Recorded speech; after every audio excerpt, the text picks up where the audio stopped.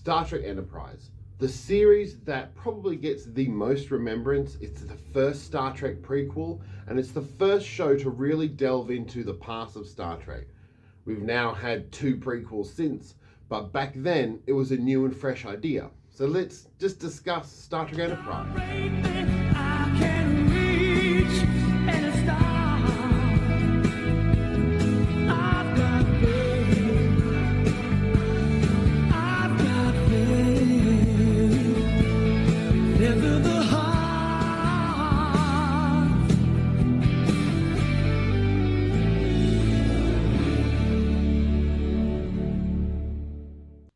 I remember back in the early 2000s, it was an incredibly exciting time. Voyager was coming to an end. We were getting a new show. And not only a new show, but a show that wasn't set in the 24th century for the first time. It was set back in the 22nd century.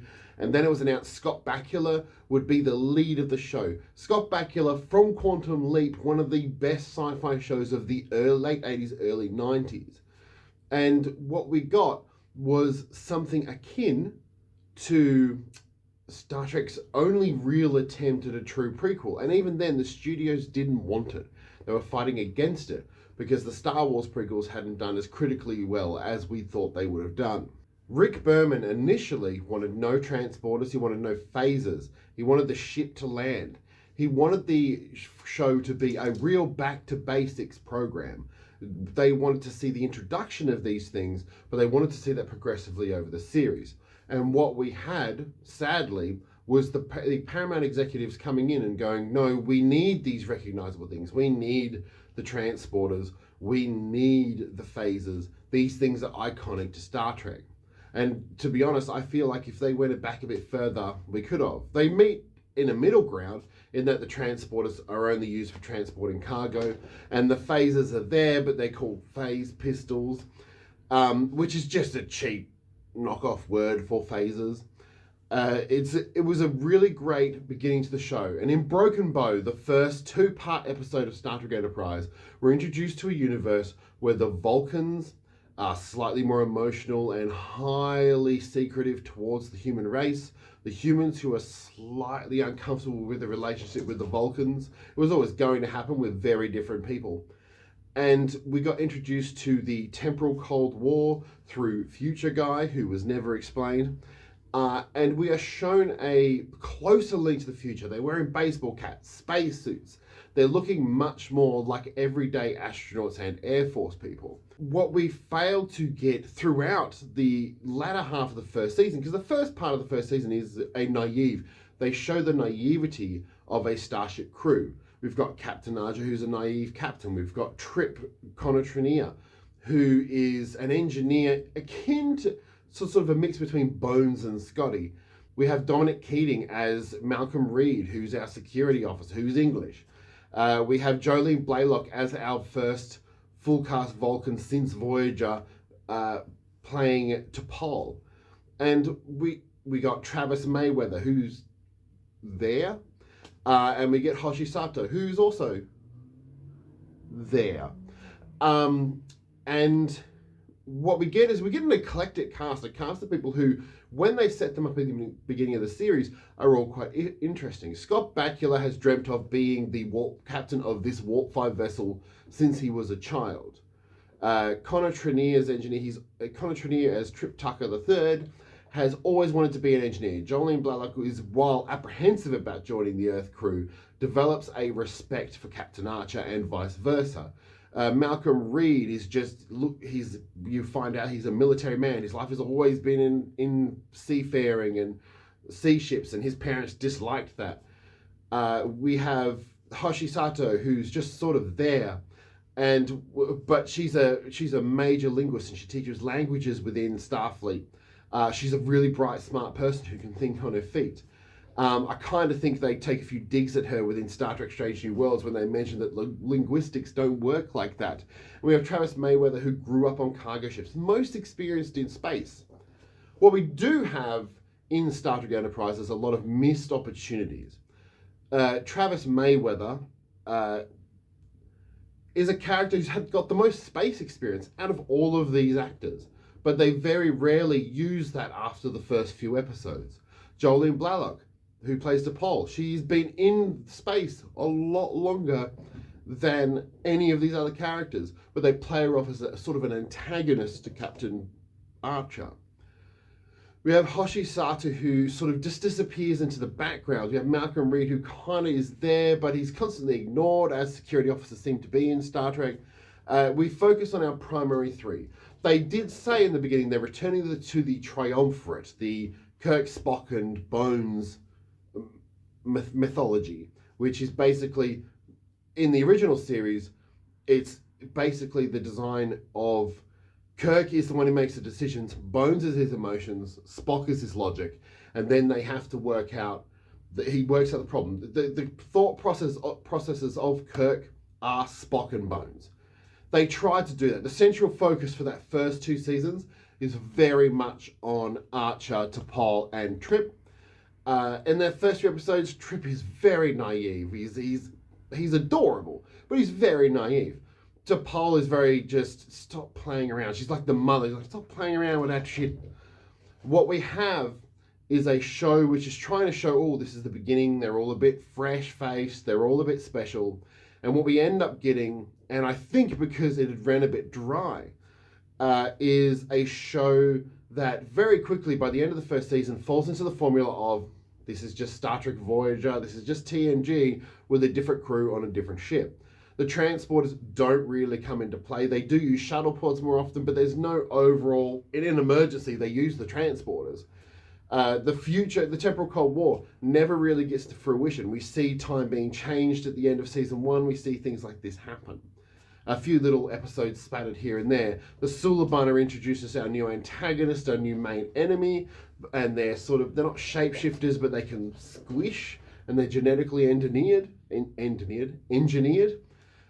they're really interesting. The first episode, they were like, oh, that is a really cool villain, because back then in early 2000s CGI, it looked really good. And what we had is in season 2, the ratings had dropped significantly because people had recognized that the show wasn't hugely different. Aesthetically, looked amazing. The ship was a nice mix of like current day technology with futuristic technology. We had a much smaller condensed bridge. We had a proper engineering with the warp core shoved right in the middle.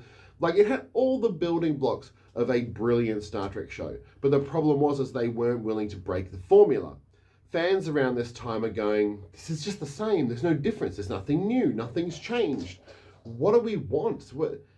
We want something new. We want something fresh. So with that, at the end of season 2, the ratings had declined significantly enough for the studio to just basically go, we need you to spice this up. We need you to make this different.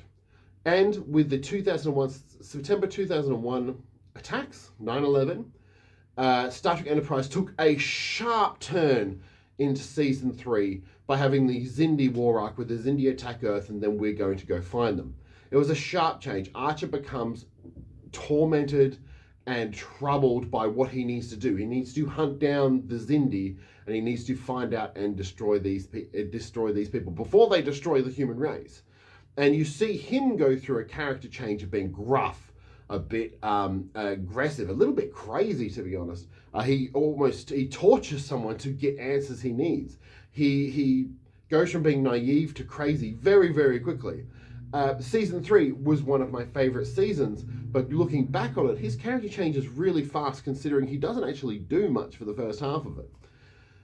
Then we move to the end of season 3, and they finish the arc off moderately nicely, and then they cut the temporal Cold War arc off completely, and we are brought into series 4 with Rick Berman and Brandon Braga taking a backseat, and Manny Koto, who had written one episode and had a lot of brilliant ideas, coming in to take over as showrunner for season 4.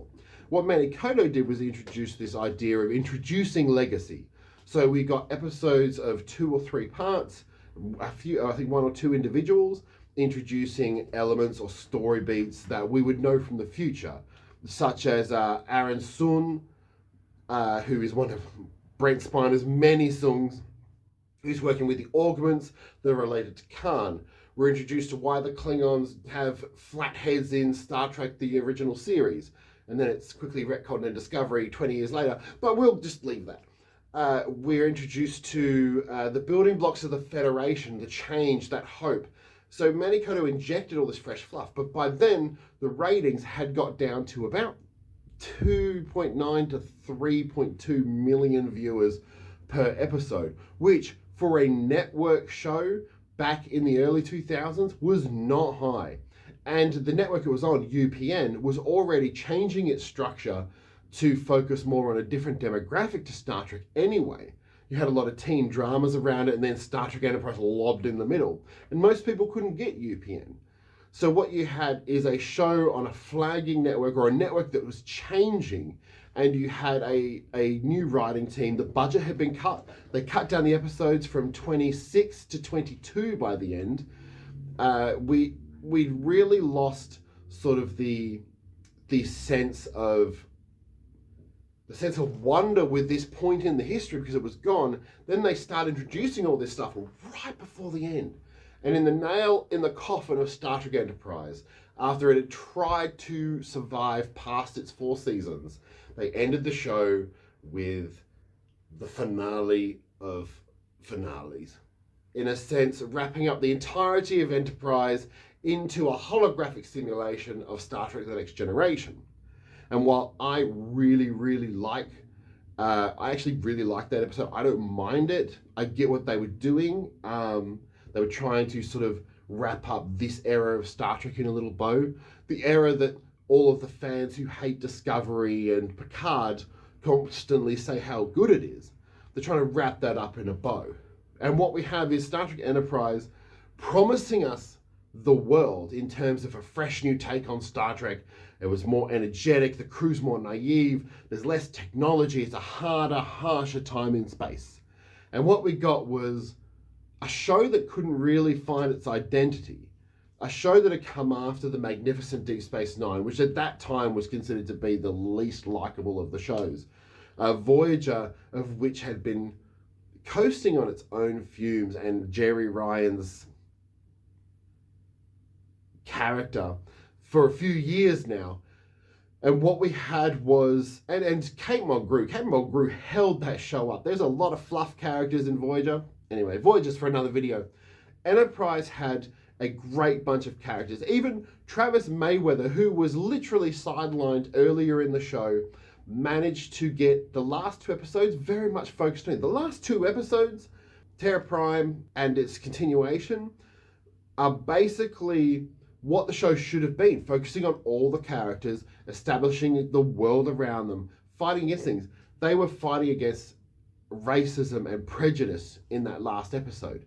They were building the Federation. They were doing everything the show should have done from season 1, but just didn't have the balls to do. And I think by then, Rick Berman and Brandon Brogan, they've even said it, they wanted a break after Star Trek Voyager, and they felt a little bit stale about the show. They felt like they wanted to take a break so they could reconfigure and find out a way to make it better. And I think that's where Enterprise went wrong. I love Enterprise. It is not my favorite show. Captain Archer doesn't stand out as a standout captain for me. Like, I can look back on each one of the captains and say, this is why that one stands up. Archer doesn't. He comes across as Kirk mixed with Picard. And as the longer I'm watching Strange New Worlds, it kind of feels like a way about Pike, except I really like Anson Mount. He's very charming. What we have is a Star Trek show of which was a last throw of the dice to keep the franchise going. After the flagging returns of Star Trek Nemesis and the overall viewership fall in Star Trek Enterprise, the show was cancelled. It was taken off the air. People tried to save it. They saved it at the end of the 3rd season, but 4th season, Paramount just wasn't having it anymore. And then we wouldn't get Star Trek for another 7 or 8 years with the Star Trek 2009 Kelvin films. Enterprise is a show of which is the last embers of the TNG era. And to be fair, that last season, they go hard and they try their best to make this show something special. And Enterprise is special. I love that show. I watched every episode on broadcast here in Australia. I also saw the first 6 episodes slightly earlier than that, but it was the early 2000s and we could download shit very slowly over 2 days. Very, very slowly. And what we have is a Star Trek show which tried to be a lot and achieved a lot. Like, it was a great looking show, but failed to return anything until the third and fourth seasons. What did you think about Star Trek Enterprise? Make sure to come back to Trek Trav for more videos. Write down in the comments what you think about Enterprise. I feel like it's a little bit of the ugly stepchild. No one really talks about it anymore, even though we've got prequels. There's been no real references to Enterprise within Strange New Worlds or within Discovery. Just tell me what you think and make sure to come back for Trek Trav for more videos. Have a great night. I've been Travis. See ya.